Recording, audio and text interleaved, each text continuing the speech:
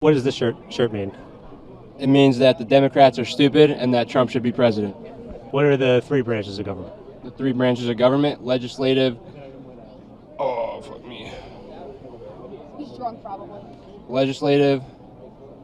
Oh, Judicial. you don't help me. Judicial. She said that. Yeah, judicial. I don't know What the does other this one. have to do with politics, though? Wait, This doesn't. Well, I mean, this does have to do with politics. I'm not well informed, but I am informed a little bit. But you're tired of stupid Democrats. Yes. You just saw a clip of someone expressing a strong political opinion with complete certainty, yet unable to name the three branches of government, which are essential to American politics and the country's democracy. Someone off camera even questioned why such knowledge would matter for politics at all. Today, there's no shortage of moments like these. Time and time again, we hear strong opinions expressed with great confidence without much understanding of the subject. You'll see it among MAGA supporters, progressives, religious fundamentalists, conspiracy communities, and everywhere in between. It's confidence over competence, presentation over substance, and emotional appeal over careful reasoning. As a result, we're drawn to overly simplified explanations of reality. We accept claims not because they are necessarily true, but because they align with what we already believe or want to believe, or because they are delivered with strong rhetoric. For the same reason, we embrace narratives such as conspiracy theories despite the lack of evidence. So, how does confident ignorance arise? And why does it spread so effectively in modern-day culture? Let's find out. My name is Stefan. This is not an AI voice, I'm a real person. Subscribe to my newsletter on Substack to stay updated on all my content.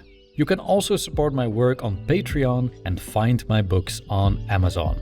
Thank you. I hope you'll enjoy this video.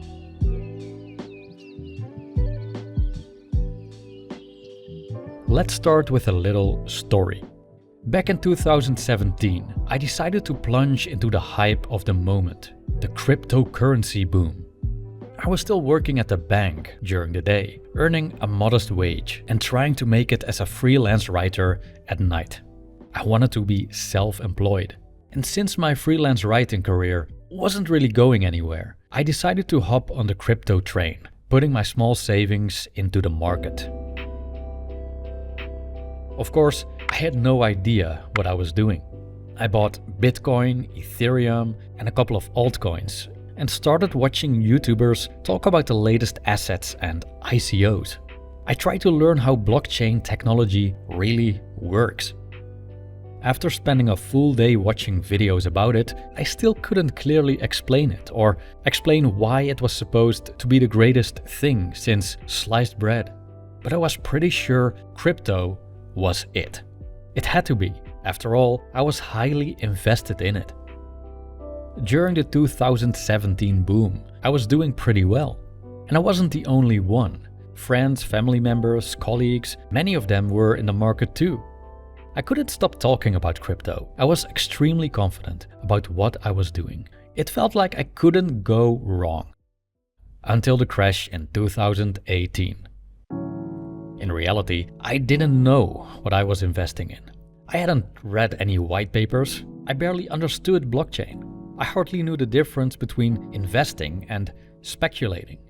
Yet, I had been walking around like a crypto expert right up until the unavoidable humiliation. So, what was going on there?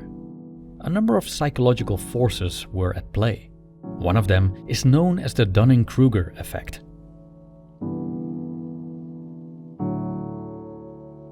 In 1999, psychologists David Dunning and Justin Kruger found that people with low ability in a given domain often overestimate their competence, largely because they lack the insight required to recognize their incompetence. By contrast, those with real expertise often doubt themselves because they understand how complex the subject is and how much they don't know. Tom Nichols, author of The Death of Expertise, puts it more bluntly by saying, and I quote, "The Dunning-Kruger effect, in sum, means that the dumber you are, the more confident you are that you're not actually dumb.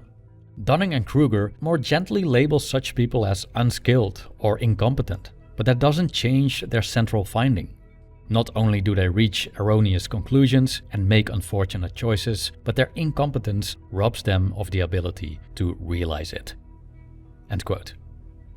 In my case, it was funny when I look back on the conversations I had about crypto with people who were just as ignorant about it as I was, tossing around terms like hodl and early adoption. Just buy the dip, bro. We thought we knew stuff others didn't, but in reality, we were just reinforcing each other's ignorance.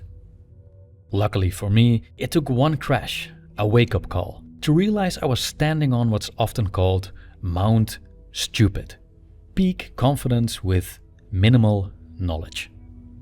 After tumbling down Mount Stupid, I had to admit that I didn't truly understand what I was investing in. In many ways, I was simply gambling, and, to an extent, I was fine with that. In the country I'm from, the Netherlands, the Dunning-Kruger effect runs rampant when a national soccer team plays in the European Championship or the World Cup. We always say that during these events, our national team has 17 million coaches, or whatever the country's population is at the moment. Why? Because almost everyone and his neighbor has an opinion about the team's performance, and people are not reluctant to share these opinions, often very confidently. And I'm pretty sure that the vast majority of people are not experts on soccer. Being wrong about soccer as a layperson watching a match on TV is pretty harmless, in my opinion. But there are subjects in which confident ignorance isn't fun and games.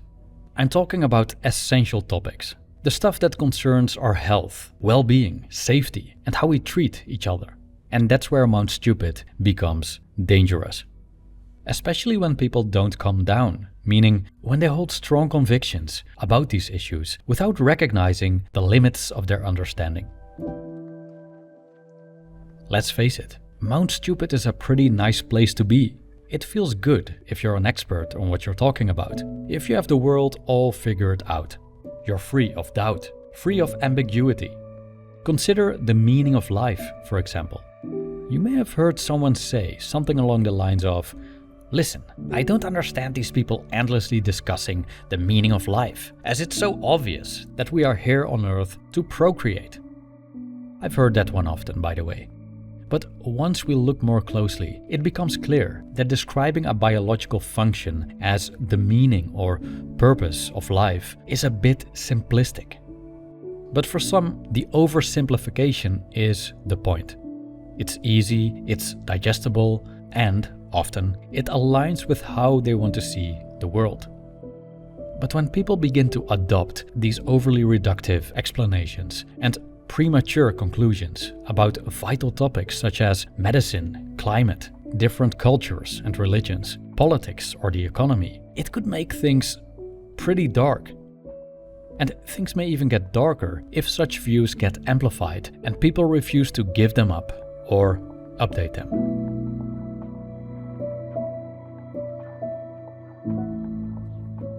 Convincing people you're right is often not so much a matter of substance, but of confidence. At least, studies in psychology show that people tend to trust confident people more than unconfident people. And so, bad information is often perceived as good because of confident delivery, while good information is often not valued because of unconfident delivery, which then influences people's decision-making. We can see this phenomenon, also known as the confidence heuristic, in many areas of life. We see charismatic politicians fascinate the fools, as Bertrand Russell worded it, by presenting misinformation as absolute truth.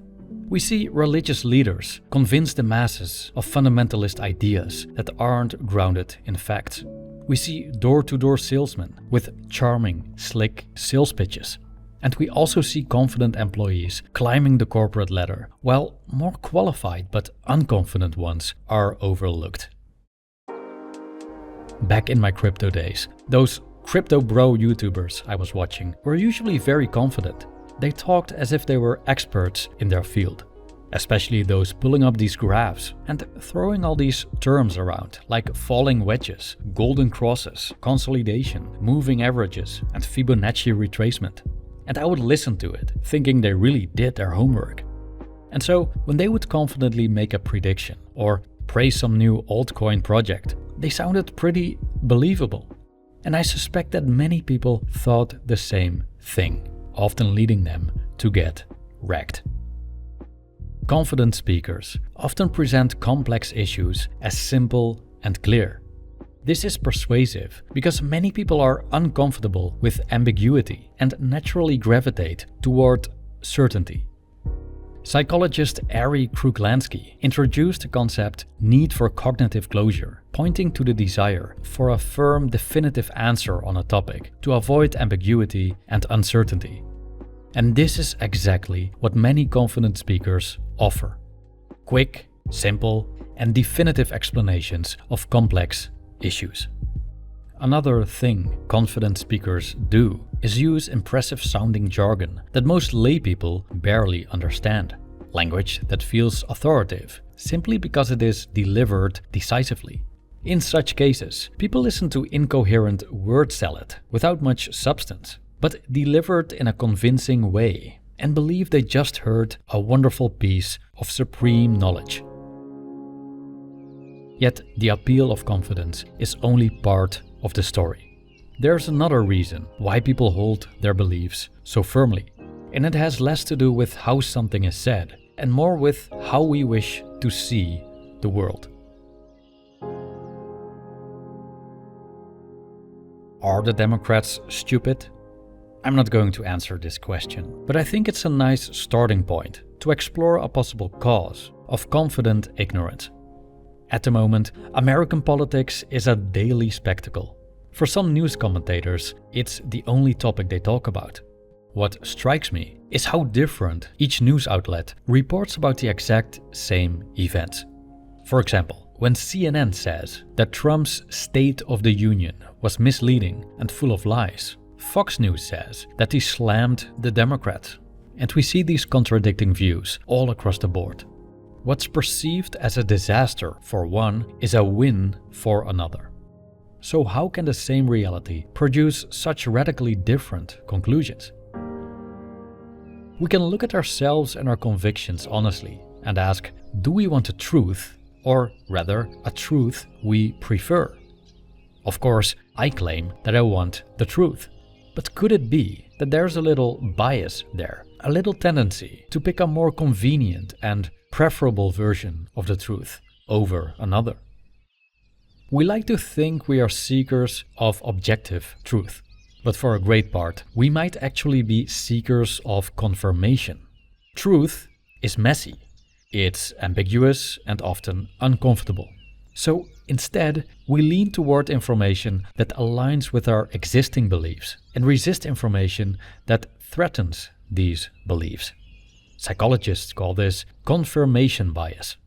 Nichols describes it as the most common and easily the most irritating obstacle to productive conversation, and not just between experts and laypeople. People with this bias tend to cherry-pick information that supports their pre-existing beliefs and ignore any challenges to them. Counter-arguments usually don't stand a chance. They'll just discard them and confidently stick to their version of the truth. You'll hear things like, "I agree to disagree," or you'll see them rejecting statistics from a trusted source. Because I don't believe in numbers. Pythagoras is rolling in his grave. We also see academic research dismissed as leftist indoctrination, followed by the suggestion that one should do their own research. But if academia cannot be trusted, what reliable sources of knowledge remain? And do we even have the skills to recognize them? Today we see plenty of people online. There are a lot of them on YouTube who aren't experts on what they're talking about, which is fine. I'm no expert either. But things become problematic when such people pose as experts, as authorities of truth, claiming to provide the real facts, while opposing those with better credentials and track records, as well as more reliable sources, such as peer-reviewed studies. By appealing to what people want to hear, often exploiting distrust of authority and science, and delivering their message with certainty, they can build massive followings. We also see communities emerge in which the same ideas are repeated again and again, rarely questioned or challenged. I'm talking about echo chambers, mostly online spaces where opposing views are filtered out and the same ideas are repeated over and over, often keeping people stuck on Mount Stupid. My father once said to me, and I paraphrase, "There's a difference between today's dumb people and those of the past. Those of the past were at least aware that they were dumb. Today's dumb people often think they're actually quite smart." At the time, I found the remark harsh and arrogant. I remember laughing it off. But beneath the bluntness, he coined an interesting idea about human awareness. It's not necessarily bad to be ignorant. There's no shame in not knowing something, or being uneducated, or not having a certain expertise. Ignorance is human, and we're all ignorant about most things if we're really honest with ourselves. Following my dad's observation, it could be that acknowledging one's ignorance was more socially acceptable in the past. We live in a culture today that rewards confidence and constant expression. We also expect our opinions to be treated as valuable, regardless of expertise. And many think their opinions are just as credible and substantive as those of experts. And speaking up with conviction seems to matter more than being well informed, just as winning the argument seems more important than speaking the truth. In such an environment, people may feel that they cannot afford to say, "I don't know." I remember my father literally telling me that there's nothing wrong with saying "I don't know." He also felt comfortable just shutting up when people were talking about a subject he knew little about. We haven't spoken in years for reasons I won't get into here, but he had his moments of insight. So after looking into this subject, and yes, I did my own research, I've come to believe that the real danger isn't ignorance itself, but the absence of something called metacognition, the ability to recognize the limits of our own understanding. Put bluntly, if we cannot see our own ignorance, we may feel completely confident that what we believe is true, even when it isn't. And when beliefs rooted in delusion turn hateful and divisive, the consequences can be catastrophic.